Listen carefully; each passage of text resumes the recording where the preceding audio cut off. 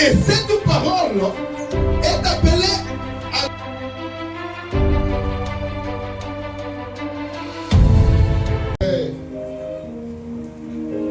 Je t'abandonne ces instants au nom de Jésus. Je te supplie, laisse que le Saint-Esprit parle encore à ton Église. Laisse que le Saint-Esprit prenne ta parole auprès de toi sous le trône de gloire pour la communiquer à nos cœurs et à nos vies. Jésus, sois élevé au milieu de nous et que tous les ennemis de l'Évangile soient poussés dehors par l'autorité de ton nom. Que l'ombre du Saint-Esprit nous couvre en ces lieux. Jéhovah Père, nous te supplions, laisse que nos cœurs et nos vies soient des terres fertiles qui vont devoir encore une fois recevoir ta semence et la laisser germer et produire des fruits dans nos vies. C'est avec action de grâce que nous te prions, toi le véritable Dieu, toi qui viens qui règne pour l'éternité.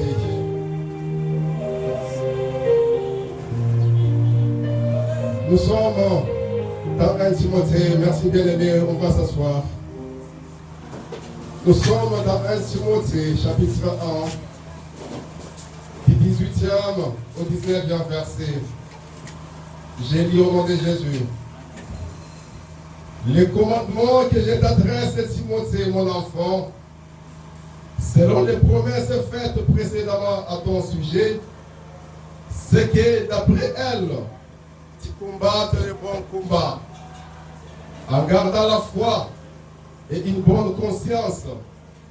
Cette conscience, quelques-uns l'ont perdue et ils ont fait naufrage par rapport à la foi. Nous acclamons la parole de Dieu.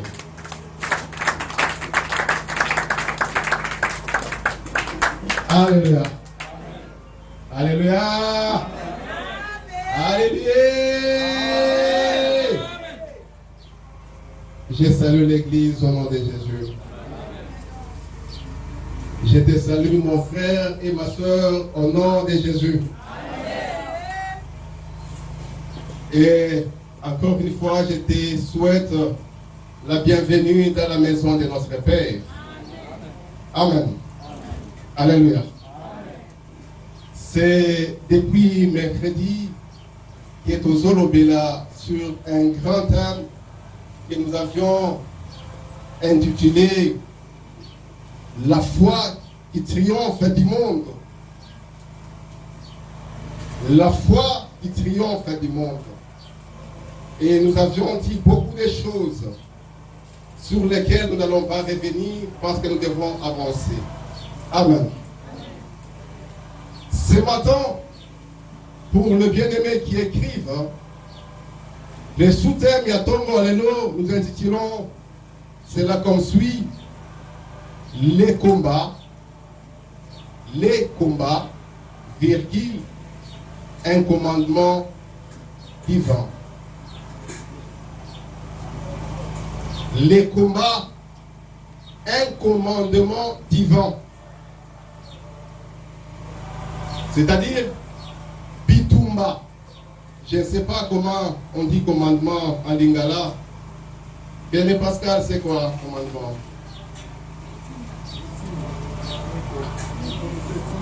Mobeko. Le combat, bitumba, mobeko oyo et où c'est pas ensemble. Alléluia. Nous venons de lire le passage biblique dans le livre de 1 Timothée chapitre 1, verset 18 jusqu'au verset 19. Et là, nous sommes en train de comprendre, mes bien-aimés, que les combats étaient élevés au rang des commandements par Dieu. Alléluia. Vous savez, mes bien-aimés, si nous lisons la parole de Dieu, la Bible, vous allez voir que la Bible est en deux grandes parties. Il y a l'Ancienne Alliance, ou bien l'Ancien Testament, et le Nouveau Testament. Dans la Bible, eza na maloba oyo eusa na monoko ya Nzambe ye moko. Et na maloba oyo eusa na monoko ya Nzambe ye moko, Bible ezo distinguer yango. Suivez-moi bien, mes bien-aimés. Vous verrez la Bible en train de parler des ordonnances, de prescriptions. Alléluia. Or, Ezali, ceux qui ont tangué à nos malamu, vous allez voir que Dieu, il donnait parfois des conseils aux humains. Il donnait parfois des directives aux humains. Il était en train pratiquement de réguler presque toute la vie de la communauté. Au comment même les règles d'hygiène. Nakambo kofanda, ceux qui m'ont sali, besoin à Zipayango, ceux qui n'ont moninga eleki, osalango boye, ceux qui ont loni bilanga, kopuka nyon sauté, bombanda mupona bapaya. Il y avait des prescriptions, des ordonnances que Dieu a données. Et si vous voyez dans l'Ancienne Alliance, vous verrez qu'il y a eu beaucoup de prescriptions, beaucoup d'ordonnances que Dieu avait données à son peuple. Maintenant, Ancienne Alliance Mobimba, vous verrez qu'il y a eu seulement 10 commandements que Dieu a donnés à son peuple. Disons Amen. Là où il y avait des centaines, si pas des milliers de prescriptions et des ordonnances divines, Dieu a donné seulement 10 commandements. Amen. On vient dans la Nouvelle Alliance, principalement dans les évangiles. Vous verrez, Jésus a donné beaucoup de conseils. Jésus a donné beaucoup d'enseignements, beaucoup de paraboles. Mais après toutes ces choses, Jésus a donné 2 commandements simplement. L'Église est avec moi. Aimer Dieu et aimer son prochain. Les 2 commandements seulement. Là où il y a plusieurs ordonnances et plusieurs prescriptions divines. Quand nous allons dans les épîtres, vous verrez les apôtres, Paul et les autres, qui ont enseigné sur beaucoup de choses. Comment on doit être dans l'église, comment travailler avec les dons du Saint-Esprit, oh, que la femme ne fasse pas ceci, beaucoup d'enseignements. Mais dans tous les épîtres, il y a un seul commandement. C'est celui que nous venons de lire. Et c'est Paul qui est en train de dire à Timothée. Je préfère le lire pour votre attention. Paul dit ceci. Les commandements que je t'adresse, Timothée, mon enfant, selon les promesses faites précédemment à ton sujet, c'est que d'après elles, tu combattes le bon combat. Alléluia. En gardant la foi et une bonne conscience, cette conscience, quelques-uns l'ont perdue et ils ont fait naufrage par rapport à la foi. Le combat, mes bien-aimés, Paul l'a érigé en commandement. Et quand on parle des commandements, nous voyons une parole que Dieu est en train de donner à son peuple de pleine autorité.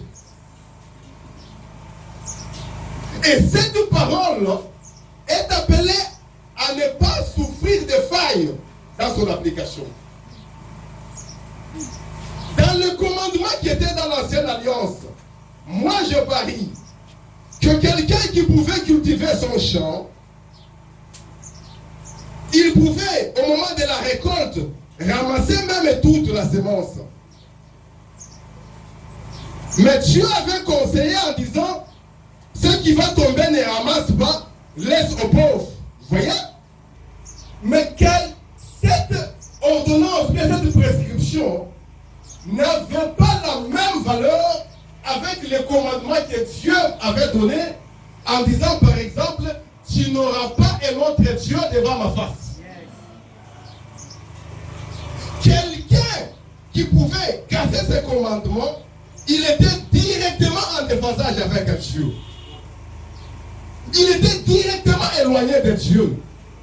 Comme pour dire que les commandements, c'est une parole que Dieu donne de pleine autorité qui ne doit souffrir d'aucune faille. Alléluia. Alléluia. Paul donne le commandement à Timothée. C'est lui de combattre le bon combat. Pourquoi? Parce que Timothée était héritier de promesses divines.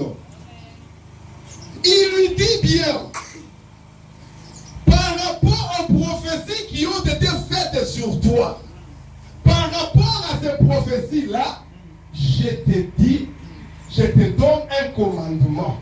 Et ce commandement, c'est que tu combattes le bon combat. Que tu gardes la foi. Et que tu ne fasses pas naufrage par rapport à la foi.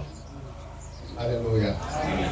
Alléluia. Amen. Que l'Église comprenne que le combat n'est pas une faculté, n'est pas un choix, mais c'est quelque chose qui s'impose à nous et nous devons mener ce combat-là parce que si nous ne menons pas ce combat-là, nous sommes partis pour des perdants. Alléluia. Amen. Alléluia. Amen. Alléluia. Amen. Et si nous voyons dans la Bible, que ce soit dans l'Ancien Testament jusque dans la Nouvelle Alliance, vous allez voir que parlant du combat, la Bible nous parle pratiquement de trois grandes sortes de combats. Trois catégories de combats. Premièrement, dans la Bible, nous retrouvons ce que nous appelons les combats spirituels. Alléluia. À côté du combat spirituel, nous avons ce que nous appelons les combats de la foi. Et aujourd'hui, nous allons plus parler sur les combats de la foi. Et en dehors du combat de la foi, il y a ce qu'on appelle la lutte divine. Alléluia. Je dis qu'aujourd'hui, le Saint-Esprit nous a beaucoup plus orientés pour que nous parlions sur les combats de la foi. Mais peut-être pour permettre aux enfants de Dieu de se faire une idée globale sur la chose, nous allons un peu brosser tous les trois combats sans les approfondir. Quand nous parlons du combat spirituel, de quoi il s'agit au fait? Les combats spirituels, nous les menons, nous chrétiens, contre le diable. En face de nous dans le combat spirituel, c'est le diable. Ce sont les démons. Ce sont les agents du diable. Et en semaine, nous avions dit que les agents du diable, c'était des humains qui se mettent au service du diable. Avec le même zèle que nous avons pour servir Dieu, il y a des humains qui ont le même zèle pour servir le diable, pour accomplir les desseins du diable sur la terre. Alors, dans les combats spirituels, en face de nous, sur Satan, le diable, ce sont les démons, ce sont les agents du diable. Ils poursuivent quel objectif? objectif, suivez-moi bien. Leur objectif dans les combats spirituels, c'est celui de nous détruire. C'est celui de nous nuire. Et c'est là, conformément à la parole de Jean 10:10, qui dit, le voleur ne vient que pour tuer, dérober, égorger, détruire. Alléluia. C'est ça la mission que poursuit le diable dans les combats spirituels.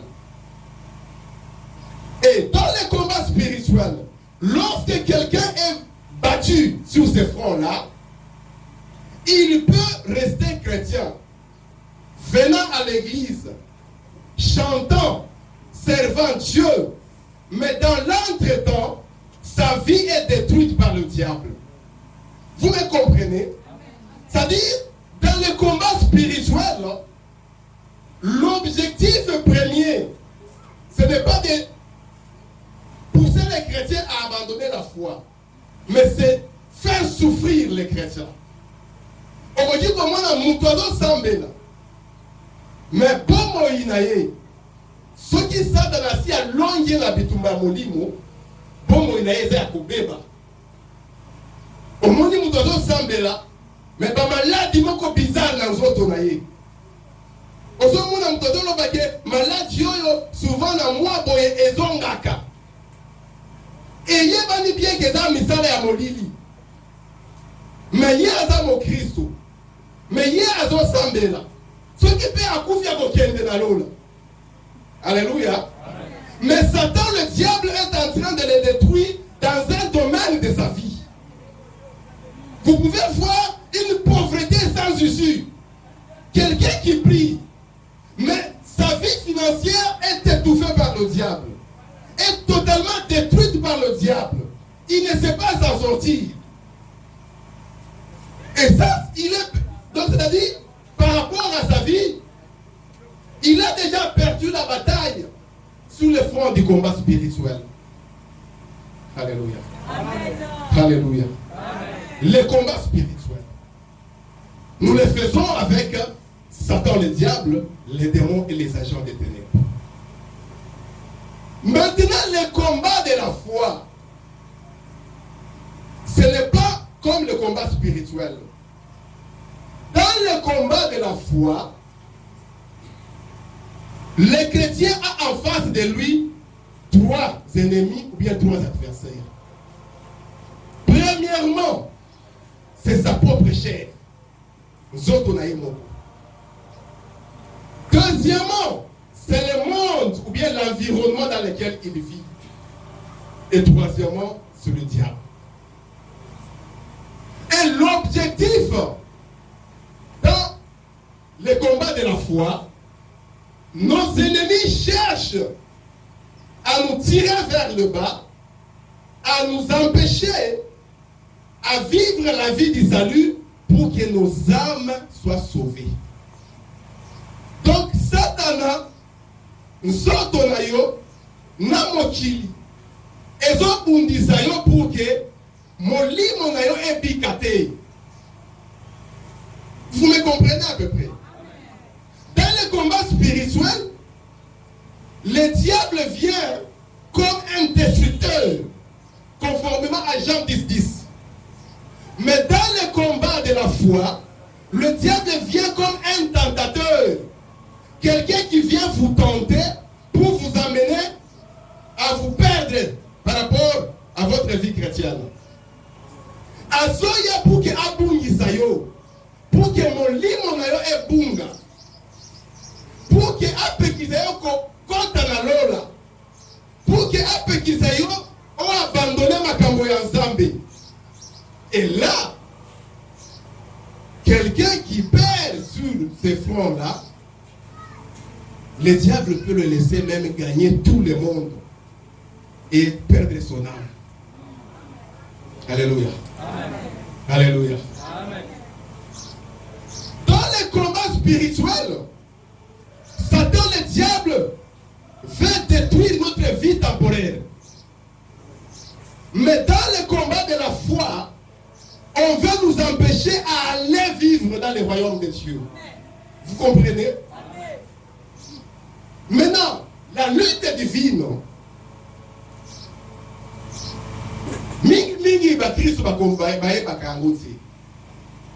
la lutte divine, le mot même l'indique bien.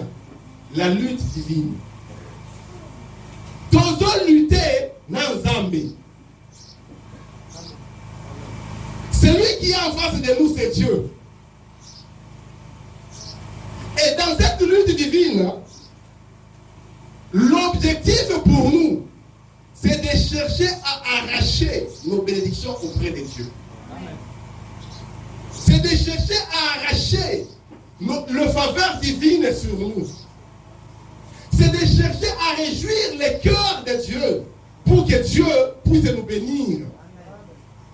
C'est à peu près l'image, ce qui au Zomona, quand Jacob avec Isaac a dit à Jacob, Kende, Olam Belanga Ndenge na Lingaka, Nalia, Molema Nanga Esepela, na Simana Pambolayo. Vous voyez? C'est-à-dire, nous voulons réjouir les cœurs de Dieu pour que Dieu puisse nous bénir. Et pour réjouir les cœurs de Dieu, il y a des actes que nous posons, il y a des paroles que nous disons.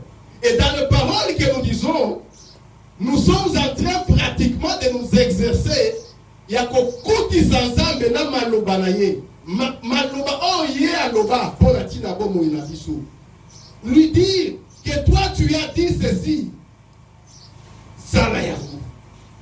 De lutter.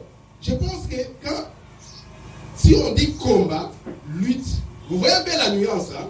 C'est-à-dire, dans la lutte, c'est comme un exercice. Vous voyez? Mais dans les combats, ils ont dit beaucoup. Bateau, la sport, va comprendre bien. Quand on parle d'un combat, par exemple, les boss, c'est-à-dire, aux autres, c'est-à-dire, dans les combats, il y a besoin de Satan, il a dit beaucoup.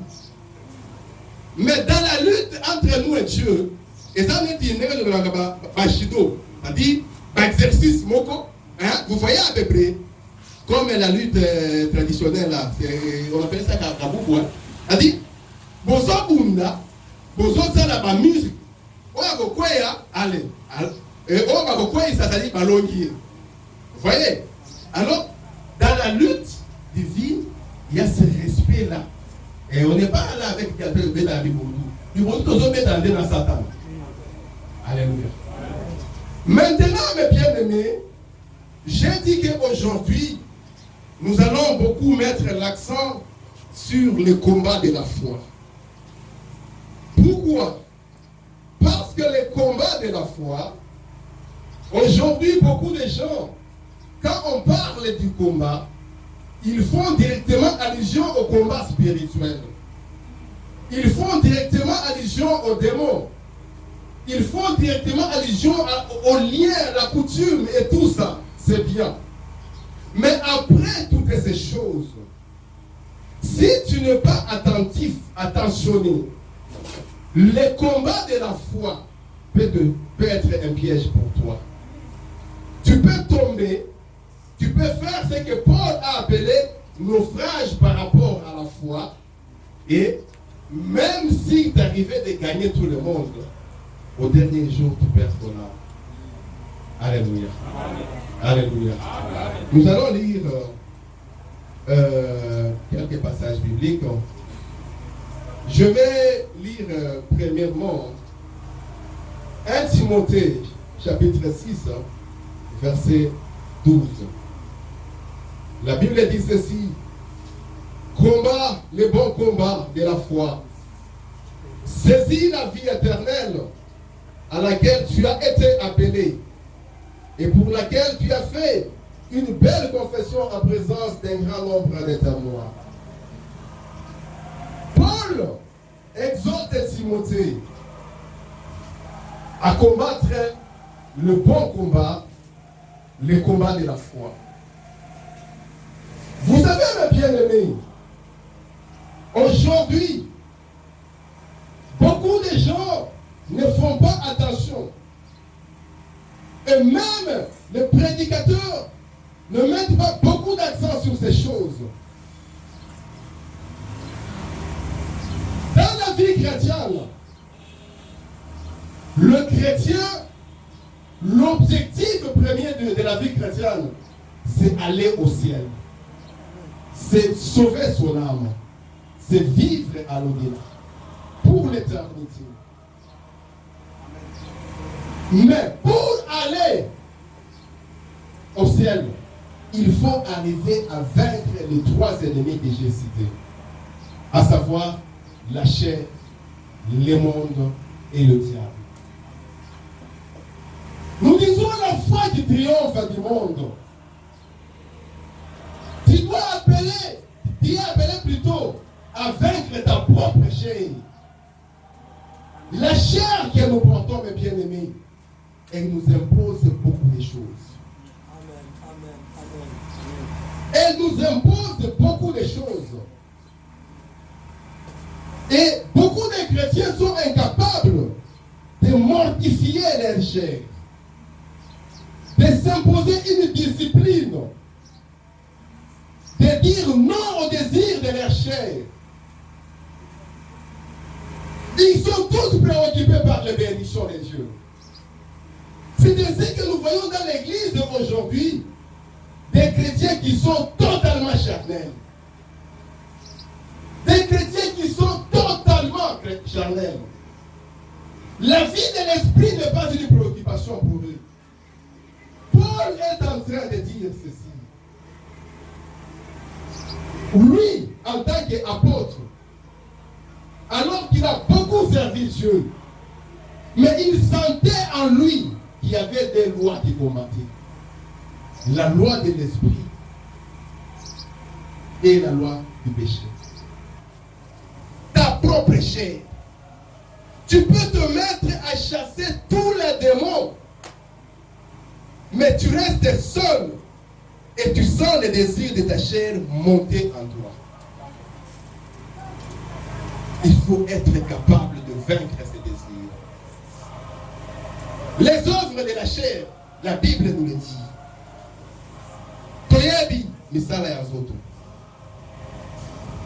Et je vous dis, mes bien-aimés, que le corps que nous avons ici, il prend plaisir au péché. Il prend plaisir au péché. Faire le bien, c'est difficile. Il faut qu'il se fasse violence pour faire le bien. Mais faire le mal, c'est facile. Et les chrétiens doivent s'exercer à faire le bien. Il y a des jeunes ici.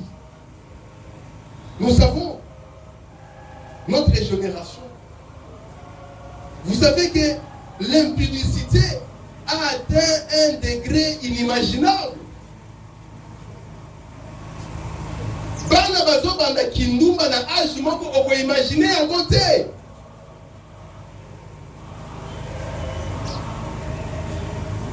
La chair. Les œuvres de la chair. On doit, mes bien-aimés, gérer cette bataille et arriver à vaincre notre chair.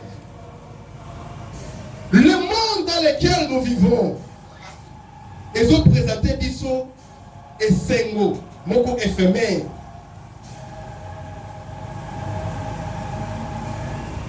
Pudeur est dans les sous-soutés. Par exemple, ils ont Latina. Par image, Kakayamabe. Vous savez, pour voir même les sous-vêtements d'une femme, c'était un scandale. Un scandale. Mais aujourd'hui, tu n'as pas besoin, ou bien tu ne peux pas faire 5 minutes sans voir ça. Tu ne peux pas. Voilà. Et je vous dis, vous savez, un jour, j'étais vraiment scandalisé. J'étais à bord d'un transport, je devais venir, on était